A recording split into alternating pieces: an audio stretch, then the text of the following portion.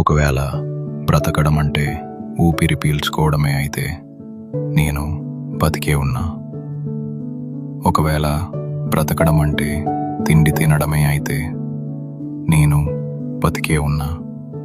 ఒకవేళ బ్రతకడం అంటే పని చేసుకోవడమే అయితే నేను బతికే ఉన్నా. కానీ ఒకవేళ బ్రతకడం అంటే సంతోషంగా ఉండడం, ప్రేమించబట్టమే అయితే